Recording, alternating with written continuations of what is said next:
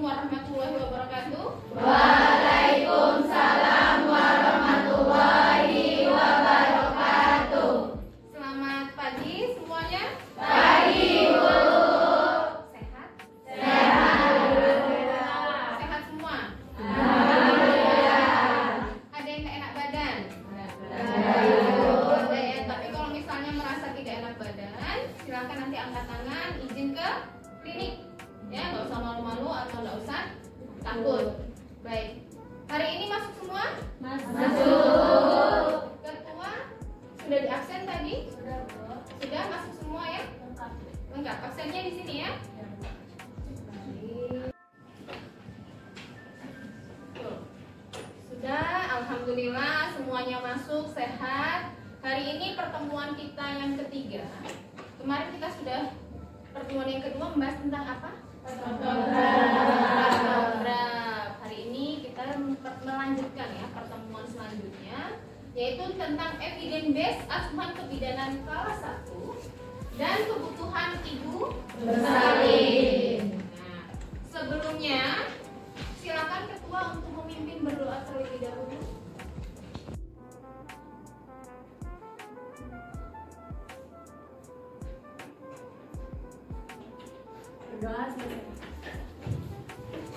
Baik, terima kasih. Kita lanjutkan. Asuhan kebidanan pada kehamilan persalinan, pasca persalinan bayi baru lahir, dan balita serta pelayanan kontrasepsi. Sedangkan untuk capaian pembelajaran mata kuliah pada hari ini, kita akan membahas tentang mahasiswa mampu memahami evidence based asuhan kebidanan kelas 1 dan kebutuhan ibu bersalin. Jadi karena kita kemarin juga masih kelas 1 ya. Kelas 1 takograf kita sudah bahas. Hari ini kita bahas tentang kelas 1 tentang evidence based dan kebutuhan ibu bersalin kelas 1. Masih terkait. Makanya yang ngajar masih Bu Septi. Kalau untuk review, Ibu izin ya review materi kemarin. Kalian kemarin sudah belajar tentang kartografi. Ibu ingin tahu kalian masih ingat atau tidak? Kira-kira dalam mengisi kartograf apa saja yang harus diperiksa? Denyut jantung janin,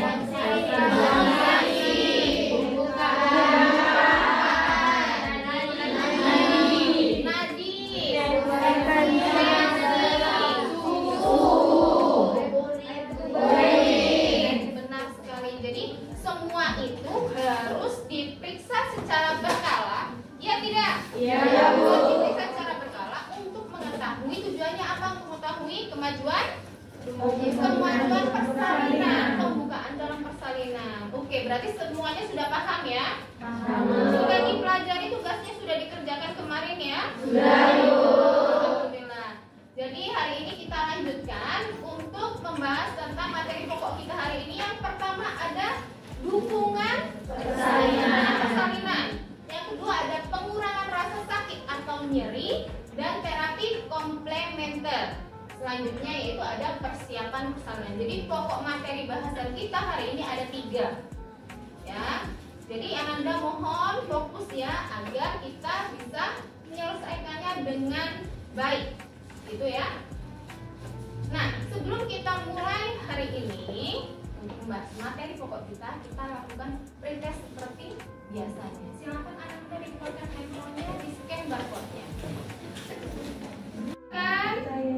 Silakan diisi kuisnya atau pretestnya, waktunya 10 menit.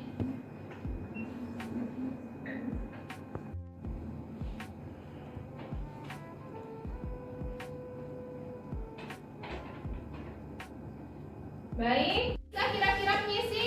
Bisa. Oke, nanti kita bandingkan dengan hasil post testnya ya. Baik, selanjutnya kita masuk ke dukungan persalinan. Siapakah? Ibu tanya dulu. Siapakah yang seharusnya memberikan dukungan? Suami. Suami. Oke. Betul sekali. Selanjutnya? Keluarga. Ada lagi? Tidak. Oh, ada yang menjawab ibu mertua. Oke. Ada lagi yang menjawab siapa lagi? Tetangga. Ya ampun, tetangganya juga ikut mendukung. Semuanya ikut mendukung ya. Kalau kita lihat di sini ada yang pertama, dukungan itu diberikan oleh sebagai penolong persalinan. Yang kedua ada Suami. Di sini suami sebagai pendamping persalinan. Sebenarnya harus tidak sih didampingi oleh suami? Harus. Kalau yang suaminya tidak ada, misalnya meninggal atau dia LDR jauh, tapi sebenarnya untuk pendamping persalinan wajib tidak? Tidak. Jadi fleksibel, ya. Siapa yang ibu pilih sebagai pendamping, dialah yang akan mendampingi. Jadi tidak wajib suami itu mendampingi, tapi kalau misalnya suami ada, tentu saja kita akan utamakan untuk didampingi oleh Suami. Yang ketiga adalah Keluarga. Jadi yang tidak ada tadi Tetangga. itu dukungan dari luar ya, eksternal mungkin. Ini yang internal. Kita lanjut ya. Oke, bidan sebagai penolong persalinan, aspek dukungan yang diberikan bidan apa saja? Yang pertama ada komunikasi dan pemberian informasi. Apa saja informasi yang diberikan oleh bidan saat persalinan? Coba, ada yang bisa menjawab? Oke, silakan. Misalnya kayak kalau mengedan, tarik nafas dulu. Nah, terus kalau haus nanti mau minum dulu ibu. Betul sekali. Salah satu dukungan yang diberikan oleh bidan yaitu pemberian informasi terkait tentang asuhan sayang ibu. Asuhan sayang ibu apa saja? Salah satunya tadi, ya, mengajarkan ibu cara mengejar yang baik. Mengejar yang baik seperti apa? Itu baik tidak? Tidak. Yang baik seperti apa? Ada iramanya. Saat pembukaan, misalnya pembukaan sedang berlangsung, ibu tarik nafas panjang. Latihan pernafasan, ya, tarik nafas panjang, keluarkan dari mulut. Tapi saat persalinan atau kala dua sedang berlangsung, seperti apa pernafasannya? Seperti putus-putus. Jadi beda antara kala, tidak sama, walaupun yang diajarkan tentang teknik pernapasan, ya itu kan memang teknik pernapasannya pun berbeda dengan tiap kala, ya. Kalau pemberian informasi, ibu harus tetap makan dan minum pada saat salah satu. Kenapa? Tenaga. Kalau satu berjalan cukup lama, ya, ada yang sampai 12 jam. Kalau 12 jam ibu tidak makan minum, seperti sedang puasa. Kalau puasa kira-kira lemes tidak? Lemes. Apalagi ini ibu bersalin, yang diam saja dia mengeluarkan tenaga untuk menahan nyeri. Jadi tentu saja asupan nutrisinya harus terpenuhi, baik makan maupun minum. Jadi tidak boleh ibu bersalin. Kalau zaman dulu, ini nanti terkait dengan evidence base. Ya. Zaman dulu ada yang bilang ibu bersalin jangan makan dan minum. Kenapa? Karena nanti akan mengganggu saat proses misalnya terjadi patologis, dirujuk lalu harus ECM. Tidak, sekarang itu tidak boleh. Ibu bersalin harus makan dan minum untuk memenuhi kebutuhan energi. Ya. Lalu penata laksanaan nyeri yang kalian ketahui, Ananda semua, ibu yakin di sini tadi sudah belajar atau mereview ya sebelum melakukan pertemuan ini. Kira-kira untuk penata laksanaan nyeri, kalau nyeri persalinan kira-kira ibunya dianjurkan untuk apa? Pijit, betul, atau masas, ya. Masasnya apa saja? Banyak sekali. Ada masas untuk menghilangkan rasa nyeri, itu dibilangnya masas effleurage atau untuk mengurangi nyeri persalinan, relaksasi. Lalu ada masas lagi untuk meningkatkan nyeri persalinan, untuk menambah kontraksi, meningkatkan kontraksi, namanya deep back massage atau DBM. Nah, kita akan pelajari nanti, ya. Bagus sekali. Lalu tempat melahirkan, kalau menurut mbak-mbak semua, Ananda semua, tempat melahirkan yang sesuai standar, yang standar itu yang seperti apa? Nyaman, bersih, aman, perlu aman. Kan nggak mungkin sedang melakukan persalinan terus tiba-tiba ada tawuran, ya. Tidak aman. Ini kena lempar batu, ya. Bersih, aman, nyaman. Lalu tenang. Ya, kalau ibu bersalin butuh yang tenang-tenang, tapi banyak lalu lintas, terlalu ramai, mungkin akan meningkatkan stres. Jadi tidak standar. Ya. Dukungan bidan yang pertama. Ya, tadi kita sudah bahas sedikit, lanjutnya. Yang pertama adalah dukungan lingkungan. Sebagai seorang bidan yang baik, wajib kita memberikan dukungan dari segi lingkungan yang aman, yang nyaman, yang bersih, dan yang tadi tenang. Lalu dukungan pendampingan. Sebagai bidan kita wajib menerapkan asuhan sayang ibu, itu evidence based, ya, yang harus kita ikuti dengan menghadirkan pendamping persalinan. Jadi wajib ibu bersalin itu didampingi, itu hak pasien. Didampingi oleh siapa? Terserah ibunya. Misalnya ibunya nyaman dengan ibu kandungnya, minta didampingi ibu kandungnya, boleh. Minta didampingi suami, boleh. Minta didampingi adik atau kakaknya juga boleh. Ya, jadi bukan dari bidan yang menentukan pendamping persalinan, tapi dari si pasien atau dari ibu. Dan mengajarkan suami, ini yang tadi ya. Bidan mempunyai peran atau dukungan bidan adalah mengajarkan suami dan anggota keluarga mengenai cara memperhatikan dan mendukung ibu selama persalinan kelahiran bayinya. Ini juga tugas bidan, tapi sering terlewatkan atau sering tidak dilakukan saat ini. Kenapa? Karena banyak bidan yang belum paham. Oleh karena itu, Ananda di sini ibu harapkan paham dan akan melaksanakan nomor 9 ini. Ya, poin yang 9, mengajarkan suami dan anggota keluarga bagaimana cara memberikan dukungan. Yang pertama, mengucapkan kata-kata yang membesarkan hati atau memuji. Itu berarti masuk ke dukungan apa? Emosional. Gimana caranya? Sayangku, kamu adalah wanita 1 dari 1000 yang aku pilih karena kamu spesial. Aku tahu kamu mampu, aku tahu kamu kuat. Ajarkan bapak untuk menggombal, gak apa-apa. Ajarkan bapak cara memberikan support pujian yang disukai wanita. Kamu cantik, walaupun ibunya sedang ya, gak masalah. Kamu paling cantik sayangku. Kamu pasti mampu, kamu bisa sebentar lagi. Buah hati tercinta kita akan lahir. Selama proses persalinan, yaitu peran sebagai pelatih, peran sebagai teman satu tim, dan peran sebagai saksi. Menurut Ananda semua, yang bagus peran yang mana?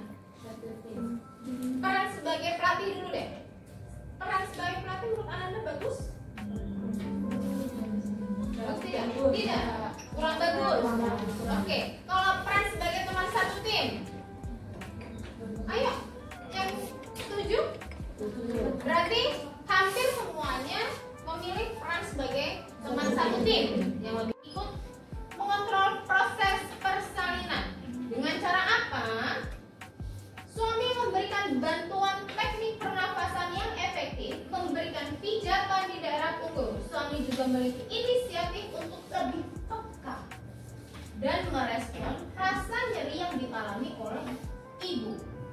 Kadang suami juga ikut membantu ibu dari dukungan spiritual dengan berdoa. Itu dukungan sebagai pelatih. Di mana suami itu ikut berperan sebagai memenuhi permintaan ibu selama proses persalinan dan melahirkan. Di sini suami akan merespon terhadap permintaan ibu, dukungannya baik fisik maupun psikis. Peran suami sebagai pembantu dan pendamping ibu biasanya suami diingatkan atau diberitahukan tentang perannya oleh bidan. Oke, lanjut. Peran sebagai saksi. Lamanya persalinan semakin pendek dan kepuasan ibu besar dalam pengalaman persalinan. Jadi kadang ada yang kita dengar ibunya kapok, ya kan? Kapok lah, bersalin sakit banget dan lain sebagainya. Kemungkinan ibu tidak puas dari pengalaman persalinan sebelumnya. Nah, itu harusnya direview pengalaman persalinan seperti apa. Mungkin respon suami kurang atau dukungan dari bidan kurang. Ya, jadi atau dukungan dari keluarga kurang. Makanya terjadi pengalaman yang buruk atau puasanya cenderung rendah. Seperti itu ya Nanda ya. Tuhan persalinan mengurangi rasa nyeri. Ya, ini kita masuk ke cara menghilangkannya, cara menghilangkan nyeri. Ini itu ada encourage. Ya, ini nanti tekniknya bisa dari depan atau ke belakang. Kita akan praktikkan nanti di laboratorium. Ibu akan bacakan saja. Ya, untuk praktiknya akan kita lakukan nanti. Lalu ada kompres hangat pada abdomen, kompres dingin, mandi berendam, latihan relaksasi di BM yang tadi, di back massage.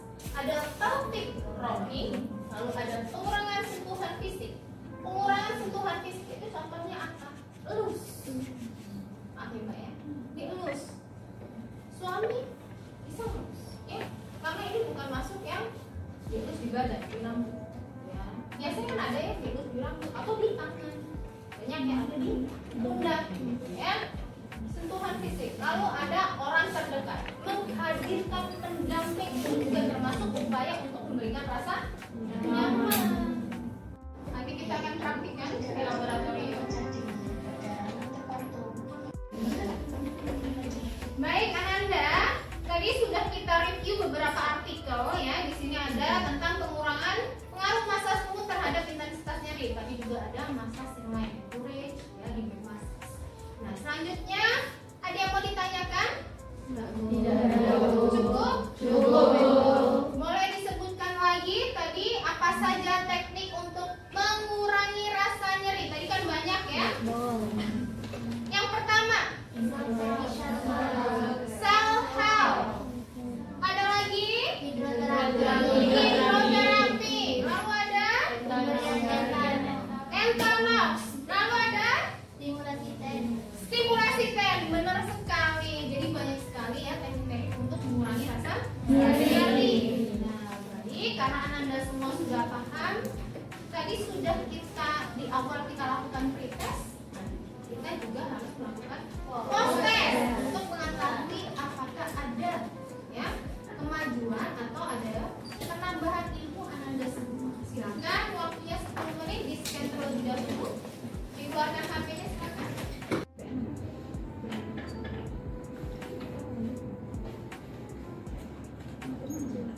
Waktunya 10 menit, silakan dikerjakan masing-masing.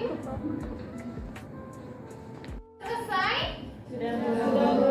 Terima kasih sudah mengikuti perkuliahan hari ini. Sebelum kita tutup, ada tugas yang harus Ananda lakukan, yaitu meresum artikel tentang teknik pengurangan rasa nyeri. Tadi sudah Ibu jelaskan ya, contoh-contohnya tadi sudah kita bahas juga.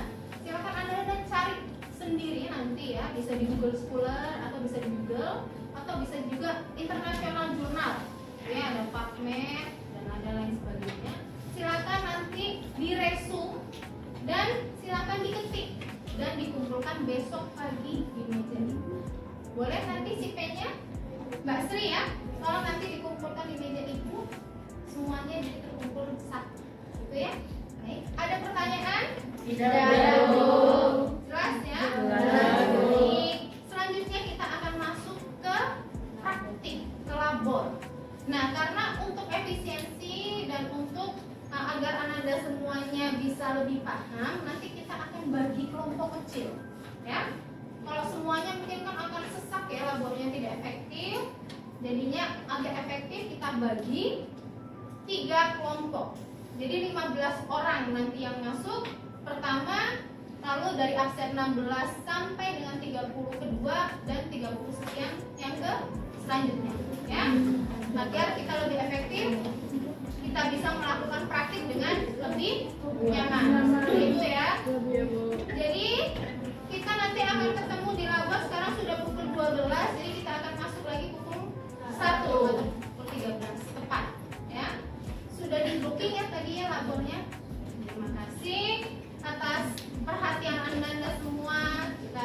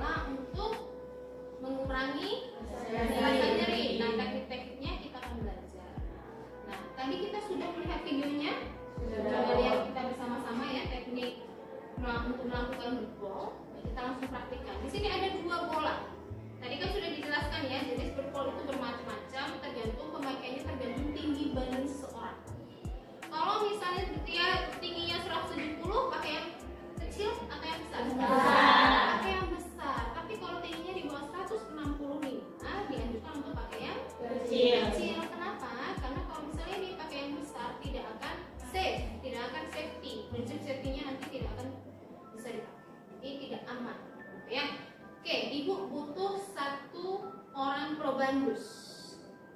Tadi yang paling tinggi di kelas ini, di kelompok ini, maaf. Tujuh kan? Oh iya. Ayo silakan maju Pak. Ibu sudah ganti celana juga biar memudahkan kita untuk melakukan praktikum hari ini. Silakan.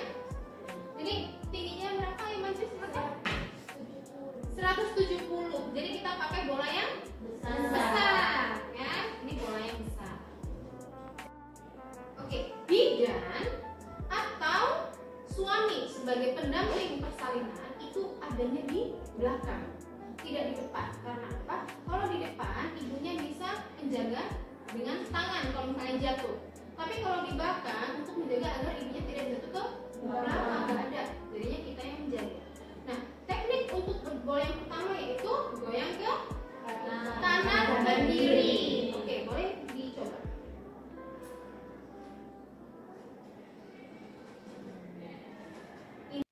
Dan diulangi 2 kali.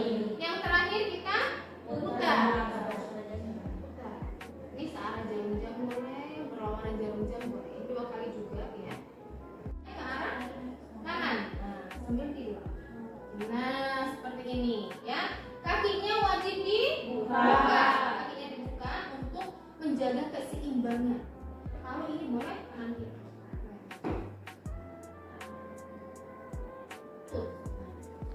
Turunkan dengan bola yang sama, kakinya wajib dibuka karena ibu hamil di tengah-tengahnya kan perutnya gede, jadi nggak mungkin kakinya itu rapat ya, akan susah. Jadi kakinya dibuka, lalu kanan kiri. Di belakang suaminya boleh sambil mijit karena lebih enak. Ibunya kanan kiri. Ini teknik mengurangi rasa nyeri iya, mempercepat proses persalinan iya, karena ini membuka, jadi kepala akan cenderung lebih cepat turun dibandingkan kalau ibunya hanya tiduran. Jadi lebih baik kita ambilkan ibunya bergerak. Nah, caranya boleh menggunakan bol dengan duduk, berdiri, atau dengan lutut. Ya, oke, sampai sini gampang, bisa diikuti? Bisa ya. Ini berbol.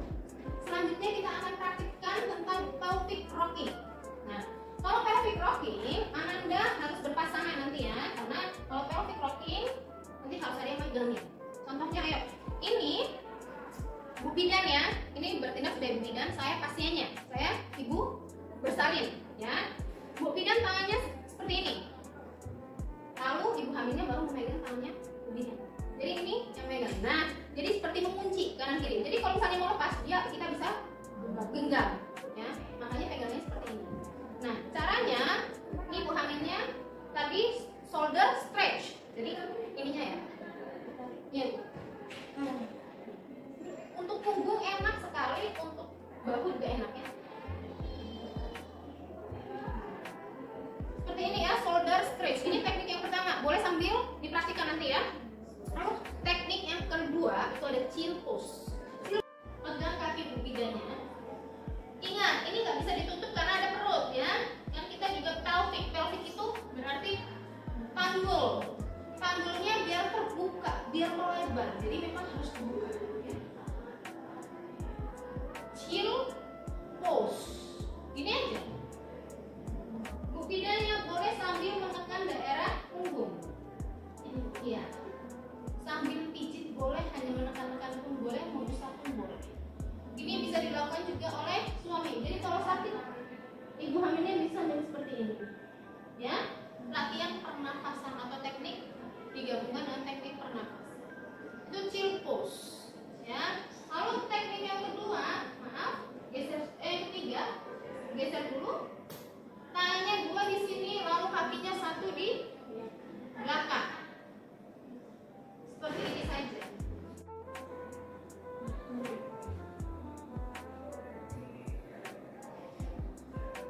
Ya, bisa? Bisa. Ayo kita praktikkan. Tangannya di atas, ya. Oke, yuk mulai.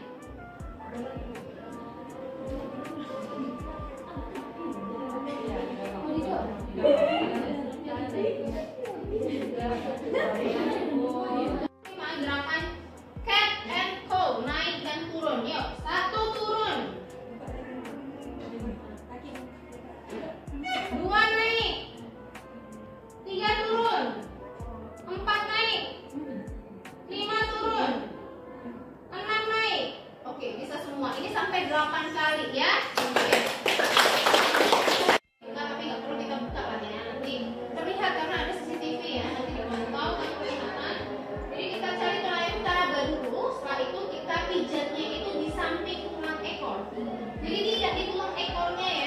di samping tulang ekor secara melingkar. 1, 2, 3. Naik 1, 2, 3. Ini penekanan deep back massage. Jadi gini boleh. Ya tergantung kekuatan kalian enaknya di mana. 1, 2, 3. Muternya keluar. 1, 2, 3. Ya. Dan kita sudah melakukan praktikum untuk menghilangkan rasa nyeri dan untuk mempercepat proses persalinan kala 1. Tadi kita belajar yang pertama ada gerbong. Bolanya ada 2 disesuaikan dengan tinggi badan. Lalu yang kedua ada pelvic rocking. Pelvic rocking ada gayanya tadi berapa? 5. Betul sekali. Tadi yang pertama ada shoulder stretch. Yang kedua chill pose. Chill pose ada 2 gerakan. Lalu ada apa lagi? Ada cat and toe. Ya. Lalu selanjutnya kita melakukan deep back massage. Nah, deep back massage ini dilakukannya kapan? Waktu ada kontraksi. Berarti sudah paham semua ya? Kita sudah praktik, sudah melakukan semua tadi juga. Nah, untuk pertemuan selanjutnya kita akan melakukan kala 2. Ya, kala 2. Jadi Ananda semua silakan untuk di rumah nanti dipelajari dulu kala 2-nya. Pertemuan selanjutnya kita akan membahas tentang kala 2. Oke, sampai sini ada yang mau ditanyakan? Sudah paham ya? Untuk tugasnya tadi, untuk tugas teori sudah, untuk tugas praktiknya silakan nanti kalian berpasangan membuat video tentang deep back massage. Nah, dikirimkan ke Google Drive, nanti si Pen tolong ya membuat Google Drive dan nanti tolong dikirimkan ke Google Drive. Maksimal durasinya 5 menit. Pasangannya silakan kalian tentukan sendiri. Oke, sampai sini paham? Deadline-nya minggu depan hari Rabu.